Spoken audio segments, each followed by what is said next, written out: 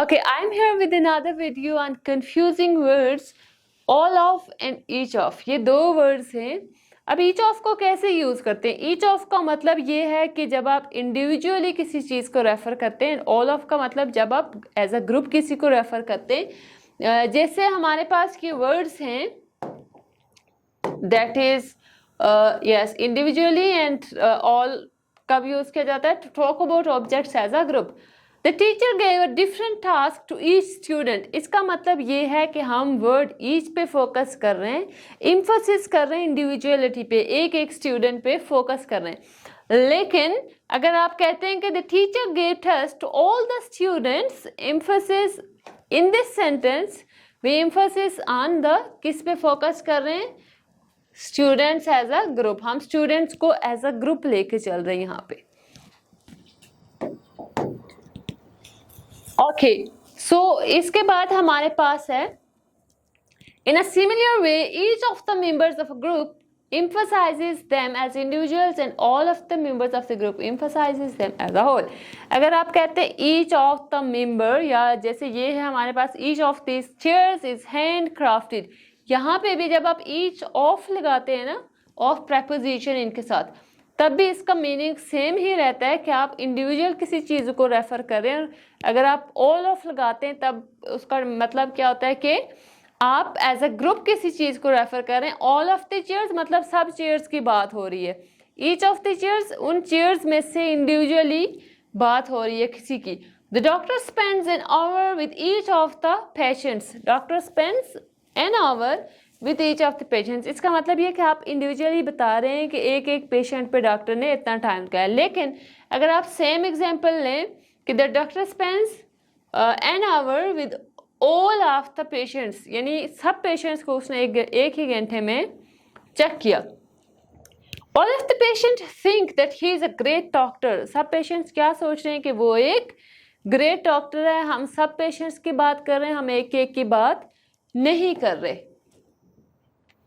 Okay, with each we always use the singular form of verb. जैसे each of these chairs है, तो बेशक chairs का word आ रहा है, लेकिन हमने क्या लगाना है? वी विल यूज ईच, है ना. ईच सब्जेक्ट है, ऑफ इज प्रेपोजिशन. प्रेपोजिशन के बाद जो वर्ड्स आएंगे वो इनडायरेक्ट होंगे. मेन जो सब्जेक्ट है वो हमारा ईच ही रहेगा. Each of these chairs are नहीं लगाएंगे is hand crafted. Each chair is hand crafted. Each of the patients was नहीं आएगा, क्या आएगा? वर्ब नहीं आएगा, वाज आएगा. Was is singular helping verb, so that's why we will use was. अच्छा, each patient was seen by the doctor. अच्छा, यहाँ पे आप लोग सोचते होंगे कि चेयर्स तो प्लूरल है ना, फिर क्यों नहीं आ रहा है यहाँ पे? चेयर्स प्लूरल है, लेकिन ईच हमारे पास सब्जेक्ट है. हम सब्जेक्ट को देखते हैं. सब्जेक्ट सिंगुलर है, ईच सिंगुलर है, ऑल प्लूरल होगा. ईच सिंगुलर, सिंगुलर के बाद अगर ऑफ आ जाता है, इसका मतलब यह कि ऑफ प्रेपोजिशन है. That's why we will use plural singular helping verb. Yes, we have sentences. Sentences with all of use the singular form of the verb if the noun is singular and the. अब अगर हम all की बात करें ना, उसमें हमारे पास अगर जो हमारा नाउन है वो सिंगुलर होगा तो हेल्पिंग वर्ब या वर्ब भी सिंगुलर होगा. अगर नाउन प्लूरल होगा तो इसका मतलब हेल्पिंग वर्ब या वर्ब भी प्लूरल होगा. जैसे यहाँ पे एग्जांपल है, all of the beer, all beer is imported. ये क्या है? This is singular, so is क्या होगा? इज भी सिंगुलर है. ऑल ऑफ द बॉटल्स, अब ये क्या है? ये प्लूरल है ना, प्लूरल के साथ प्लूरल लगाएंगे. All your advice was excellent. Your advice, अब एडवाइस क्या है? यहाँ पे एडवाइस सिंगुलर है. अगर इसको प्लूरल में कन्वर्ट करना है, आप लगाएंगे pieces of advice. All your suggestions were excellent. आपकी सजेशन क्या थी? एक्सीलेंट थी. सजेशंस प्लूरल है, that's why we are using plural helping verb. अच्छा, और हमारे पास वर्ड्स हैं अब already, alright and all right.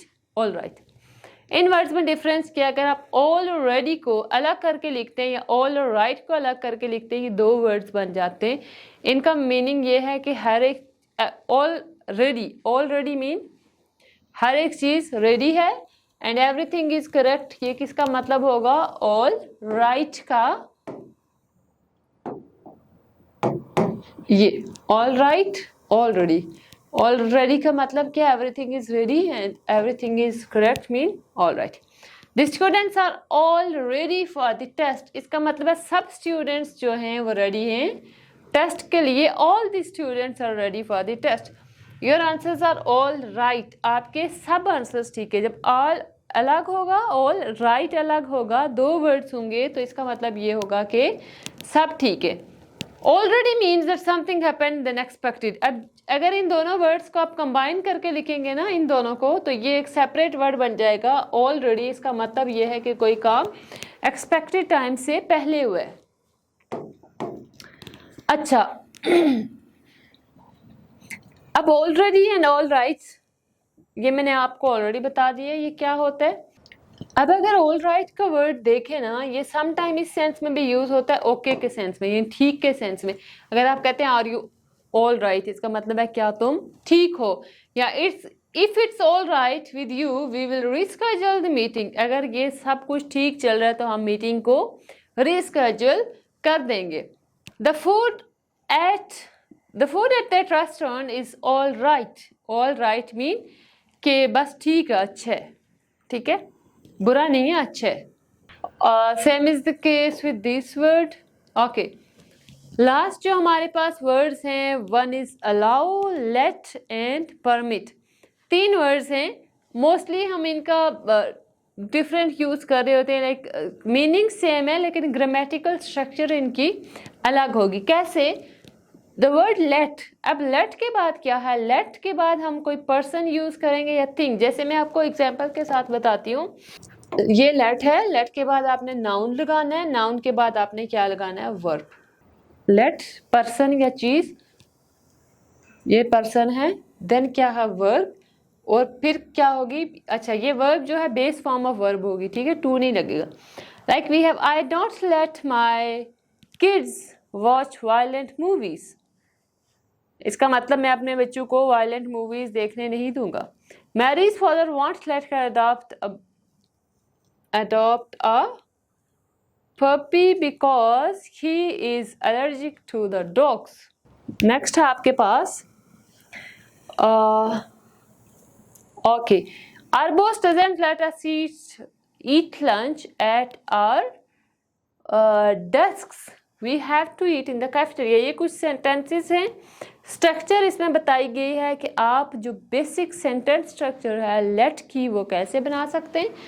आपने पहले नाउन यूज करना है, आफ्टर दैट सॉरी यहाँ पे पर्सन या प्लेस, ईट है, ये क्या है, अस मीन प्रोनाउन। प्रोनाउन क्या करते हैं, नाउन को रिप्लेस करते हैं, and then after that base form of verb. Okay, the verb allow and permit are more formal ways to say let. जो अलाउ है और परमिट है, ये दोनों फॉर्मल वेज हैं। लेट की जगह आप अगर यूज करें तो फॉर्मली ये दो वर्ड यूज कर सकते हैं, लेकिन जो क्या है हमारे पास एक वर्ड जिसको हम कहते हैं I don't allow my kids to watch violent movies. पहले आपने क्या देखा था, I don't let my kids, वहाँ पे आप अलाउ भी यूज कर सकते हैं, अलाउ फॉर्मल है। एंड यस, परमिट जो है ना वो इन दोनों वर्ड्स की अगर हम कंपेयर करें इन दोनों वर्ड्स से, तो परमिट का जो वर्ड है that is more formal than let and allow. इन दोनों से ज़्यादा क्या चीज़ फॉर्मल है, permit. Permit is more formal than let and allow. So permit आप यूज़ कर सकते हैं अगर आप फॉर्मली कोई चीज़ लिख रहे हैं या बोल रहे हैं, और let and allow in informal things. जैसे है कि smoking is not allowed, employees are allowed to take 1 hour lunch break. Allow को आप कन्वर्ट करेंगे अलाउड, परमिट को permitted. Passengers are not permitted to use cell phones. With a tourist visa you are permitted to stay in the country for 90 days। अच्छा, ये थे हमारे पास कुछ basic words कि इनको हम डिफ्रेंशिएट कैसे करते हैं, यूज़ कैसे करते हैं, या ये मीनिंग में कैसे डिफ़र कर रहे होते हैं। अगर आप मोर वीडियोस में इंटरेस्टेड हैं या मोर इन लेक्चर्स में, सो यू कैन ज्वाइन और you can go to our YouTube page, that is a YouTube channel, that is Yashal English Hooks, and you can visit also us on Facebook, IELTS with Yashal or English with Yashal। और अगर आप classes में interested हैं तो आप classes भी हमारे साथ ले सकते हैं। We are located at Midway Centrum, Yashal English House, 6th Road, Rawalpindi। Thank you so much.